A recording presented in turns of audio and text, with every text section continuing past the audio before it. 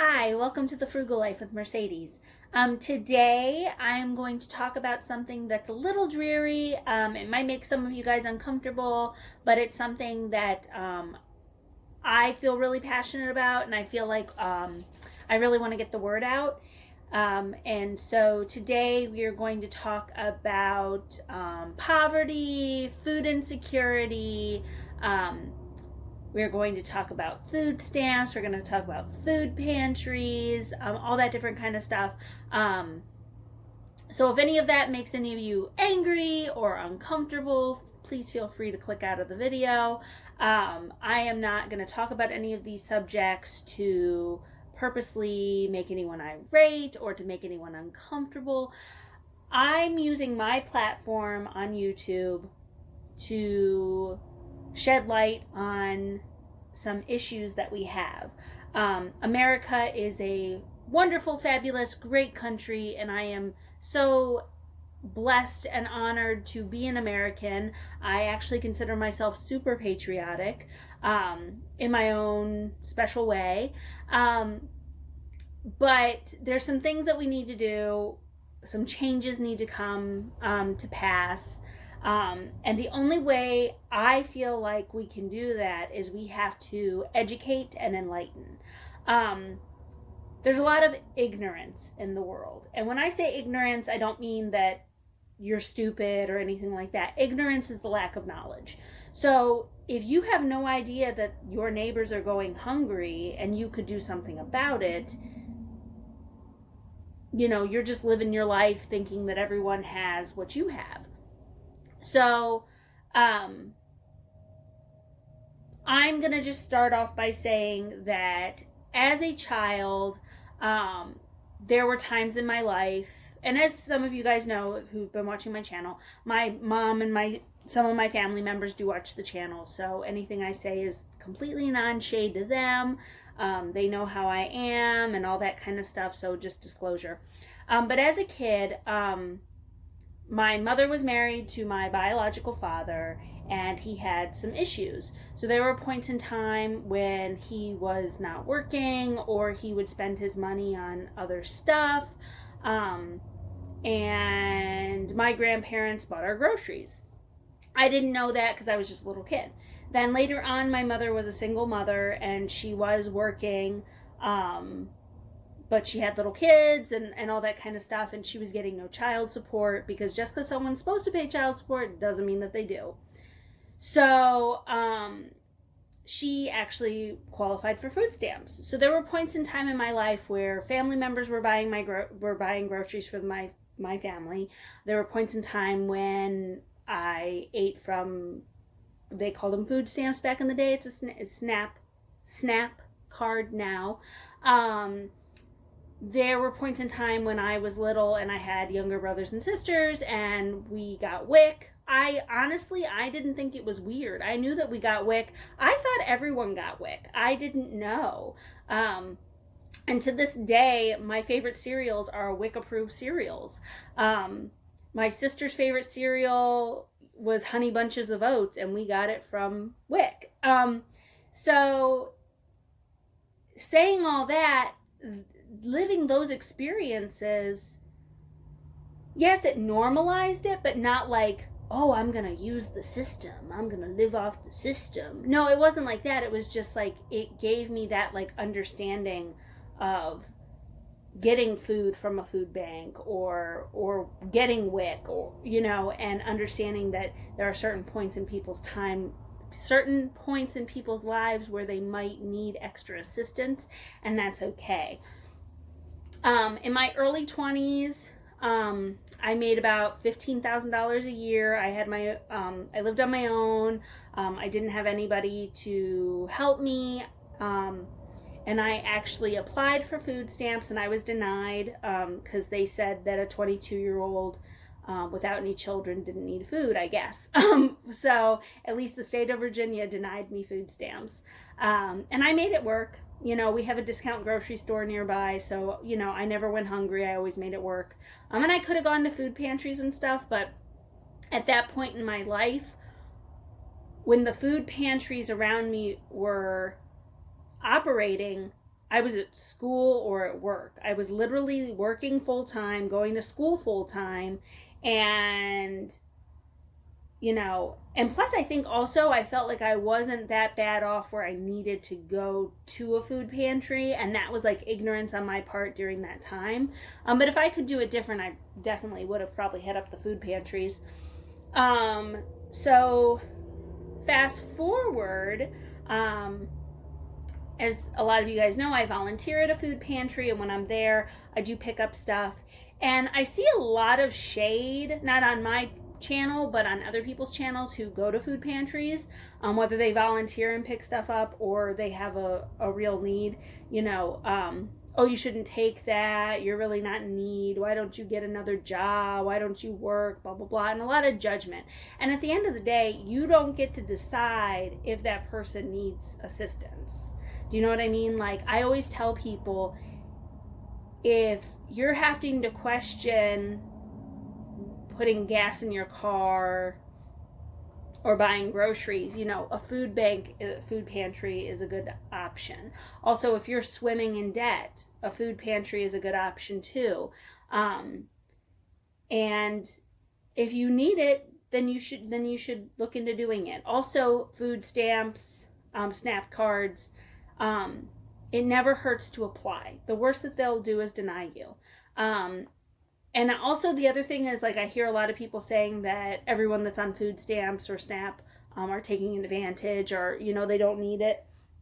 And am I saying that people go to food banks or get SNAP benefits that really don't need it? No, I'm not saying that. I don't get to say, for those things, those are for SNAP benefits, that's government approved. So if you fill out the paperwork and the government says that you qualify, that's not really up for discussion. The government is deciding that you qualify. So your problem really shouldn't be with the person, it should be with the government then.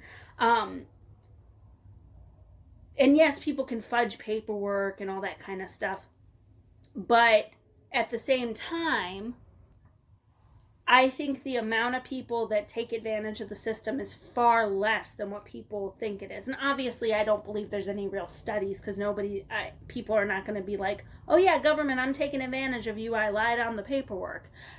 So again, I'm not saying that people have never lied on the paperwork. I'm not saying that no one ever takes advantage of the system.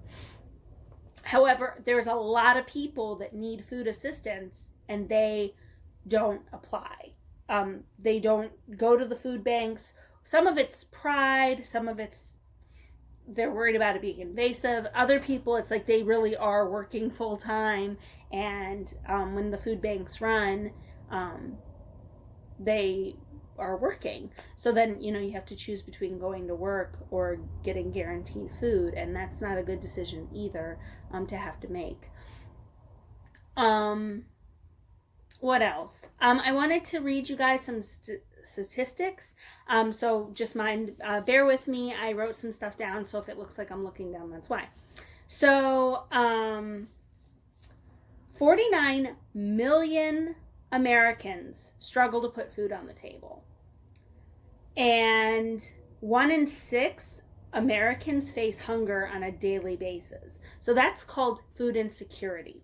So again, if you're not sure where your next meal is coming from, or if you're looking at your the food you have in your house and you're like, what am I gonna do? I can't live off this, and I don't have any money to fix this problem. In America, we throw away 100 billion pounds of food every year. 100 billion pounds of food. Now that is from all levels. It's not just in people's personal homes. That's also like the farm system and the grocery stores and all that. And that 100 billion pounds of food equals about 64 billion meals a year that are being just thrown away. And if you guys watch my dumpster diving videos, you see there's so much food that's getting thrown away, and there's nothing wrong with it. like, that's the upsetting part. Like, you know, the other day I found 2 huge bags of oranges. There was 1 bad orange out of those whole 2 bags. That's completely unacceptable that it was in the trash. Another thing, food insecurity actually costs a lot more for healthcare. So food insecurity costs $53 billion extra in healthcare, according to the Center for Disease Control. That's because there's a cycle of food insecurity, and the cycle with food insecurity also goes with the with chronic disease. So if someone is chronically diseased, it's usually from diet, lifestyle related illnesses. So that would be like your diabetes and high blood pressure. Now, I'm not saying that you can't have high blood pressure or diabetes if you're well off. You don't have to be the working poor or on food stamps to get any of those. But a lot of it also is knowledge. If you grew up in a house that was living off hot Cheetos and soda, then as you become an adult, you don't know what proper nutrition is. And the other thing is too, like, there's cycles of poverty. So if you grow up in a house that your family maybe didn't graduate high school or didn't have good job opportunities for whatever reason, there maybe was a single family household, whatever it may be, then a lot of times that's what you end up doing as an adult too, because you end up making the same decisions as other people did. And you know, we're products of our environment as well. So, you know, they say, like, if your mother was a teen mom, the likelihood of you being a teen mom is very high, and then your child being a teen mom, and so on and so forth. And like, I know for me, my great grandmother, she wasn't a teen mom, but she actually, there was some sketchy circumstances to the father of her children, and he, you know, I don't really know the whole story, but then she was a single mom way back in the day, you know, in the 50s and 60s. And so my grandmother and great aunt were actually raised by Catholic nuns. And my grandmother was a teen mom. I believe she had her first baby at 16. It was one of those, like, she said she didn't even know she was pregnant. And then she had my father, my birth father. My birth father was a teen father, so my mother was a teen mom. I'm 29. I don't have any children. I've never been pregnant. So that cycle broke with my brothers and sisters. None of us have ever been teen moms or teen fathers. So, but there is that, like, legacy of teenage pregnancy. And so when you have that, and possibly lack of education, lack of resources, different things like that, you know, so people get stuck in poverty circles. And, you know, and the other thing is, like, urban areas and members of our society from different ethnic groups and religious groups and minorities and females and all that different stuff. There's so many factors of why someone is food insecure and why someone is in poverty, you know, and, you know, and then you have all these people with chronic disease, you know, their grandmother had diabetes and their mother had diabetes and they have diabetes and now their kids are on the track to get diabetes. So food insecurity causes a lot of problems in our society. It really damages our workforce. It really damages our people. The other thing to keep in mind that with the chronic disease and food insecurity, so if you only have a little bit of money to spend, what are you buying? You're buying cheap, unhealthy food, or you're possibly eating less. If you're a mother and you have small children or whatever, you're possibly eating less so that your kids can eat more. You might be living off ramen noodles, and that eventually is going to have a big effect on your life. That stuff, and I eat junk food too, but the issue is like when you're eating junk food as regular food all day, every day for years and years and years, that's where the problem lies. And some people like to say fresh fruits and vegetables are not expensive. Other people say that they are expensive. It depends what you buy. It depends what you have access to. There are people that live in things called food deserts, and a food desert means that maybe wherever you live, it's especially in urban areas, that there is a corner store and there is no fresh fruits and vegetables, and so all your groceries come from these convenience store, corner store, and fast food places.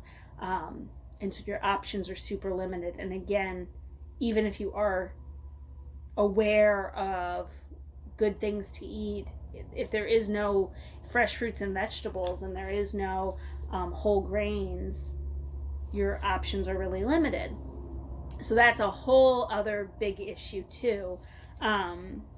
So something that you can do to help combat this is you have to start in your own home. So I always tell people, if you can't dumpster dive for whatever reason, that's fine. But try your discount store. So if you're low income, you're really struggling, first and foremost, see if you qualify for food stamps. Don't give me the, I know they won't accept me. Try. Apply for food stamps. Apply for WIC if you qualify. And then from there, check out your local food pantries, food banks. And then also try discount grocery stores, try dollar stores, try YouTube videos on how people extend their meals. Eat less meat, eat less animal products in general. It's better for your health. Two, it's much better for your pocketbook.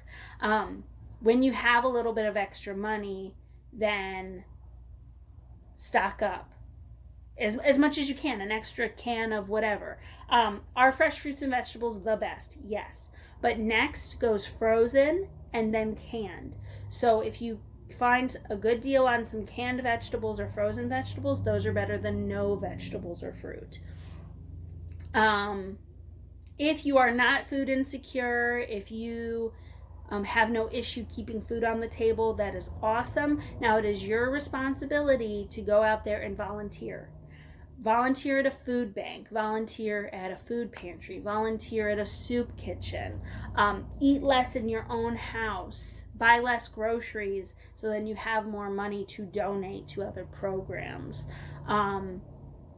Stop food waste in your house. That's something else that you can do. If you're not really interested in volunteering or don't have the time or whatever, stop food waste in your house, because you're building the next generation, especially if you have children or if you're raising people in your house. Again, whatever we grow up doing and realizing is normal, that's what we end up doing. So if you live in a house where food is not valued and food is just thrown away and discarded and disrespected, then what do you think the people that you're raising are going to see? And so you want to give food the respect that it deserves. Another thing, I personally know people, and I'm sure that you guys do too, that don't eat leftovers. Whether I know people that will go to a restaurant, order a sandwich, eat half the sandwich, and just leave the other half of the sandwich there. Wouldn't it make more sense to get a half a sandwich if they offer that? Or take it home and eat it, or share it with someone. So when you're ordering in a restaurant, only order what you're going to eat. And if you know that you don't eat leftovers, then maybe get a smaller meal, or again, share with someone. Learn to like leftovers. Learn to eat leftovers. The same thing in your house. I also know people who don't like leftovers even in their own home. So I like to cook and then eat the leftovers over the next few days. But if you know that you don't like leftovers, then maybe don't cook such large quantities. But again, learn to like leftovers. I think that's a great solution. Also, learn to like odd meals. And when I say that, I mean like we have a little bit of pasta left and we've got like half a sandwich left. Eat those together. It's odd, but it can go together. And I honestly didn't know that people didn't eat like that. For me, most of my meals are hodgepodge meals. My husband says that I'm the sides queen. I really don't like main dishes. As I've said before, I don't really eat a lot of meat. I don't really like main dishes all that much. I would much rather have sides. So, and you don't have to do it that way, but have a couple nights a week where you're eating leftovers. And again, that's really showing the people in your household and that come to your house that you value food, and that food is important and food is life, and it'll save you a ton of money, to tell you the truth, if you eat those leftovers. Or like I always tell people, if you're going to make chili, double the recipe and freeze half of it. But only do that if you're actually going to go back and eat it. If you only want to eat chili for 2 days, then obviously cut the recipe in half. Don't double. Only you know what's going to work for you and your family. And again, these are all just suggestions. And I think that they're really important. And yeah. So sorry for the kind of deep content. Again, I never try to intentionally hurt anyone's feelings, but this stuff is really important, and we have to band together and see what we can do to try to fix these issues. And we have to spread the word, and it all starts in your home. In each of our homes individually, we can do something, and then we can move on from there. So if you guys are going to be starting to volunteer, or don't really know where to start, or you need resources, please comment down below, and hopefully together as a community we can start getting the ball rolling and get people the help that they need, and give people the encouragement. And remember, there's no shame in admitting that you need help. There's no shame in admitting that you don't know what to do, or you're lost. Together we can solve this problem. So thank you guys for watching, and I just wanted to say thank you to all my viewers, and I appreciate each and every one of you. And if you're not subscribed to my channel, please consider subscribing to my channel and joining my YouTube family. I also have an Instagram, the Frugal Life with Mercedes on Instagram, and I post pictures of food hauls that I do. Usually I post it there first before I get it on YouTube. So be the first to see my food haul, photos of my food haul before I get it on YouTube, and be part of that club. So thank you guys for watching. Until next time, bye.